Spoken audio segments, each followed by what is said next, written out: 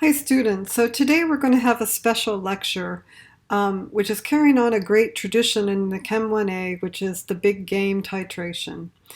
And what I was thinking about when I give this lecture in 2015 and 16 and again in 2020 is what is a tradition and why do we adhere to them? And what I really do sort of recognize is the fact that really these traditions are a way we transmit some kind of, the transmission of the custom or the belief from generation to generation is what serves to unite us as a people or as a community. And if you think about it, the month of November 2020 has really been especially imbued with tradition. On November 4th, we had our presidential election. It signaled the will of the people, whose results we must accept because our democracy is something that we will pass on to the next generation and the generation after that, for better or for worse. We honored veterans on November 12th, and these are the men and women who served in the armed forces and who defended our ability to carry out free elections every 4 years to express the will of the people, for better or for worse. And on November 26th, you all will celebrate the tradition of Thanksgiving, hopefully relaxing with family and friends, because these great democratic traditions really created a space for us, right, to appreciate, to think about the bounty that we've built up over time. Now, there's another great tradition this time of year. It happens every November. And that is the great tradition of the third and final Chem 1A midterm. Now, you will complete that same tradition that all previous Chem 1A students practiced, 1,200 strong, and that reflects a tradition of your learning university-level chemistry through thick or through thin. In turn, the GSIs will come together, as they always do, and they will help you review the material and prepare for that exam, and to grade those exams fairly as we work through the last days of November 2020. Now, what I want to turn to is to talk about, of course, the biggest tradition at UC Berkeley, which also happens every November, and that is the tradition of the Stanford-Berkeley rivalry in the so-called Big Game. Now, as you can see, that these statistics indicate that this has been a very competitive competition, and this is a rivalry that's been going on for quite a long time. And in fact, the rivalry didn't start off as a football rivalry, but a baseball one. And in 1890, when both Cal and Stanford made it to the postseason, where you play a series. It was very hard fought, but Berkeley ultimately prevailed that year. And then from that sort of success and out of sheer exuberance, Berkeley went over to the junior university and they took the axe and they sequestered it away successfully over the next 40 years until 1930, when Stanford finally found it and stole it back. Well, that cloak and dagger then went on for another 3 years as each side went to greater and greater extremes to hold on to the axe. And eventually it was settled by the student body presidents of the two universities that the axe would act as an annual trophy for the winner of the big game. And we took that axe back last year after a long losing streak. And it's here safely with us. And the question is, as we will see on Friday, is whether we will keep it here for another year. In the day and age, it's easy to be, I think, dismissive and cynical about traditions. The big game seems maybe an especially a silly one, given a so-called rivalry between two elite institutions. But tradition here at Berkeley has been that on the night before the game, the entire, university and campus, students, alumni, faculty, staff, gather at the Greek Theater for a great bonfire rally. And this year, this is not going to happen. And you're going to to miss something, but you will experience it next year. I really do promise that. It's very possible as we think about, it's easy to dismiss such traditions and play it cool. But really playing it cool is maybe a missed opportunity. And what COVID may have done for us is to really kind of crack our exteriors and to let a little bit of light in, to be able to say that maybe next year on a Friday night in November, we can all see each other and try to make a memory and a tradition. The the Big C fight song is something that's another type of tradition, and in fact, the Cal Band comes in every year and sings to us in Chem 1A. And in fact, the chemistry faculty had actually changed the Big C fight song to give something more amusingly referred to as our Big Game Titration. But I also wanted to kind of point out that traditions, there are some traditions that you want to keep moving forward, but there are some traditions you would like to change for the better.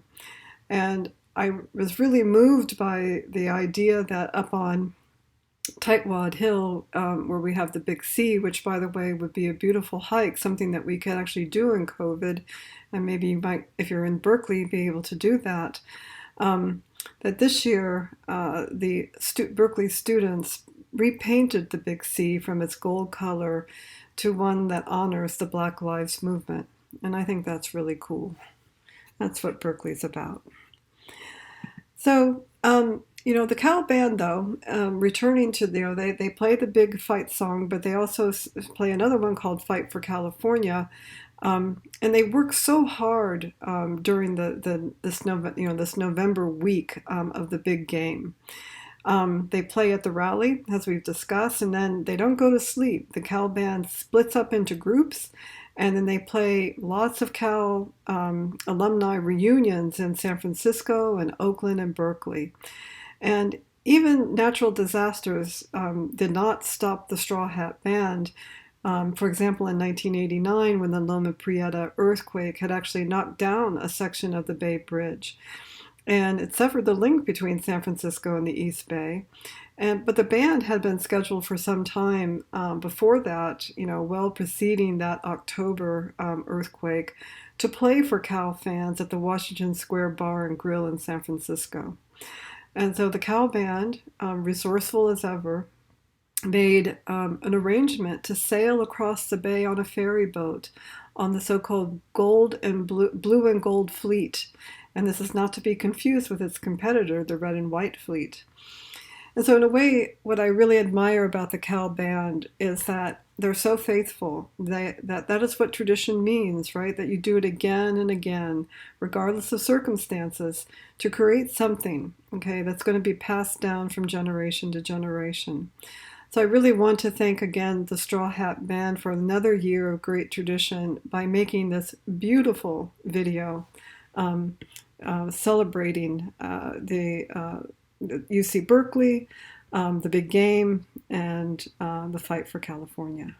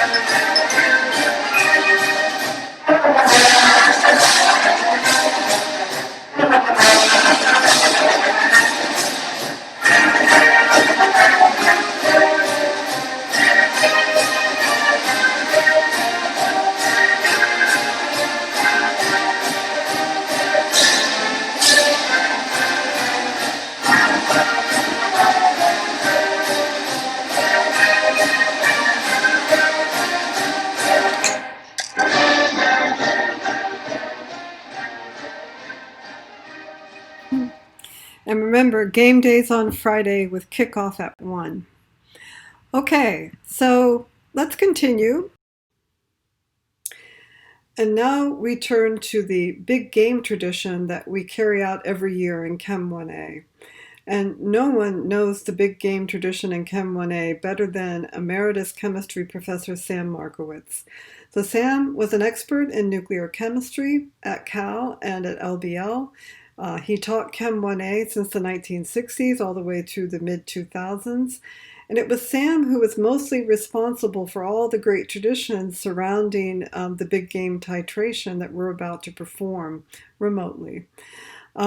What we normally do and what we will hopefully do again next year is that the Cal band comes in playing the fight song, and Sam would often come to lectures, to the big game day lecture. He did in 2015 and 16 when I taught Chem 1A.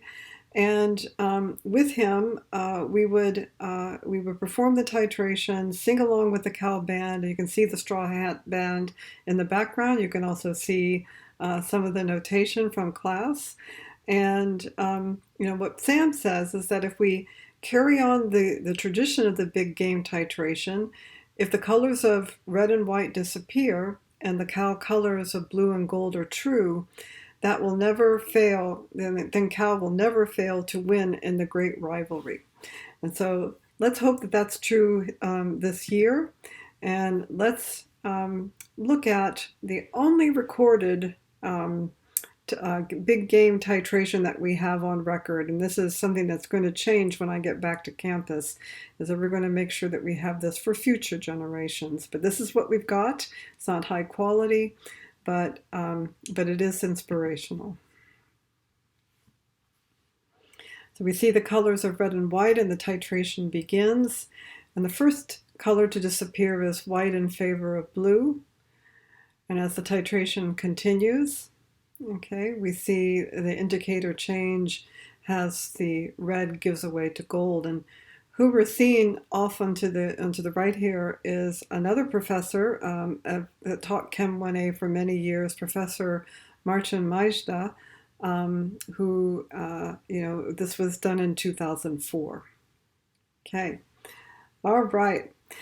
So the way we're going to end this is we're going to continue the tradition of actually thinking and reviewing and actually playing the big play, right, that from the 1982 game between Stanford and Berkeley.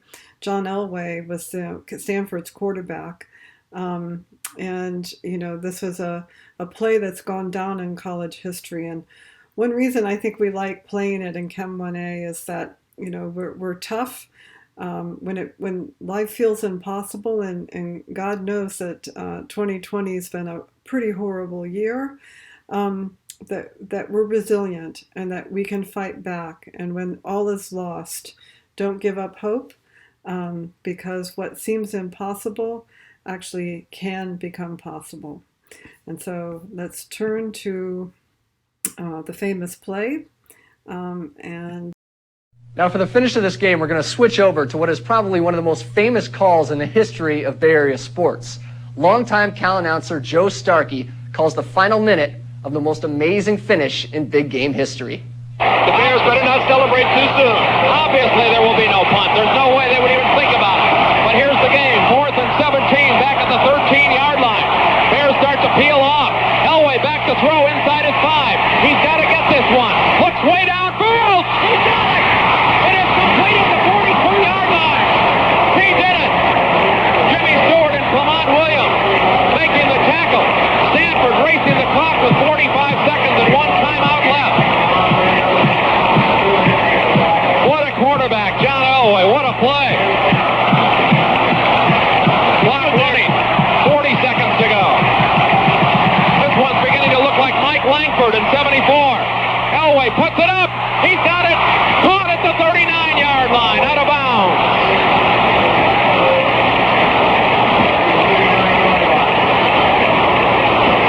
There's a possibility that play will not count. Wait a minute. There's a possibility the receiver came back in from out of bounds. At least that's the way we saw it. Yeah, it's no good. No, the play counts. Play counts. So it's 1st and 10 at the 39-yard line. I thought he came in from out of bounds to catch the ball, but nobody called that. So with 31 seconds to go, they still have that timeout left, but still need to get a little further downfield. Here's Elway bringing him up. Pitch back. Breaking to his left is Dotterer. Dotterer may go all the way. He is dropped at the 17-yard line. He's swept to his left on a beautiful play. Anderson and Rogers make the tackle, but Stanford is now in position to win with a field goal. Oh my goodness, what a finish. Clock has 23 seconds remaining, and they still have their timeout left. Clock begins to run again. It's down to 18. Let's see what Elway does. Pitch back. Gives it to Dotterer. Sweeps to his right. He's dropped at the 18-yard line. And now, with 8 seconds to go, Kevin Moan makes the tackle. Stanford calls the timeout and sets themselves up to win the game with a field goal of 35 yards. What a finish. I'll tell you, this is something. And for John Elway to pull this out after being 4th and 17 on his own 13-yard line with less than a minute to go is one of the most remarkable finishes you'll ever see. Harmon's a great kicker. This is a gimme for Harmon from the 35, a 35-yard kick, 8 seconds to go. Mark Harmon, 35-yard kick will win it. Listen to the crowd. Here's the snap. Here's the kick. It is long enough. It is good. Stanford hits it with 4 seconds to go and takes the lead 20 to 19. Only a miracle can save the Bears as Stanford piles out on the field.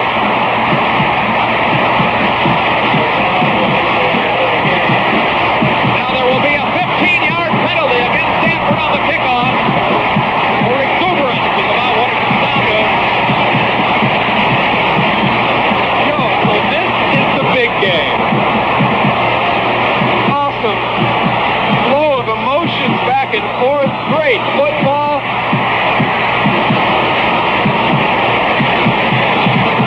Well, this is some show, I'll tell you.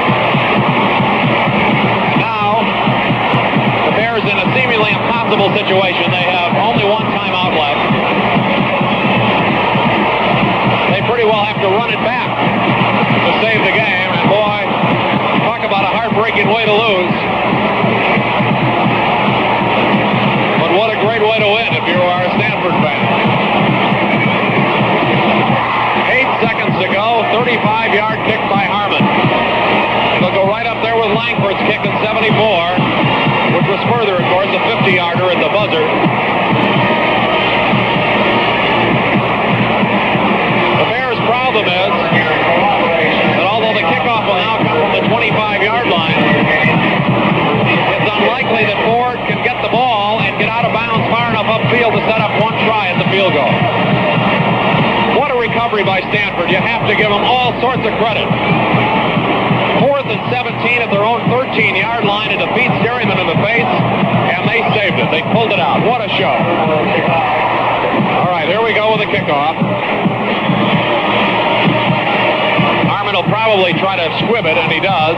Ball comes loose, and the Bears have to get out of bounds. Rogers along the sideline, another one. They're still in deep trouble at midfield. They tried to do a couple of... The ball is still loose as they get it to Rogers. They give it back now to the 30. They're down to the 20. Oh, the band is out on the field. He's going to go into the end zone. He's going into the end zone. Will it count?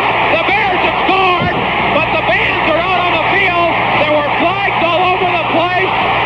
Wait and see what happens. We don't know who won the game. There are flags on the field. We have to see whether or not the flags are against Stanford or Cal. The Bears may have made some illegal laterals. It could be that it won't count. The Bears, believe it or not, took it all the way into the end zone. If the penalty is against Stanford, California would win the game. If it is not, the game is over and Stanford has won. We've heard no decision yet. Everybody's milling around on the field. The Bears have won! The Bears have won! Oh my God! The most amazing, sensational, dramatic, heartrending, exciting, thrilling finish in the history of college football. California has won! The big game over Stanford. Oh, excuse me for my voice, but I have never seen anything like it in the history of I've ever seen any game in my life. The Bears have won it. There will be no extra point.